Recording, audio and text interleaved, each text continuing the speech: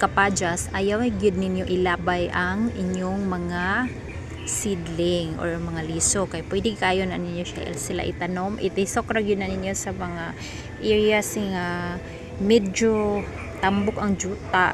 So kini nga kapadyas gikan ra gyud ni sa liso nga akong gisabo diri sa amo ang lodyo sa Natad. So fortunately ni turok ni siya 5 ka seedling, tara ang duha ay ang upat nya kini ang usa nakabuwag siya. So akong gibuhat kay ako siyang top pruning or tapping. So ako siyang giputol ang pinaka-top niya. So mao ning ang nahitabo kay nanalingsing siya og daghan kay siyang salingsing.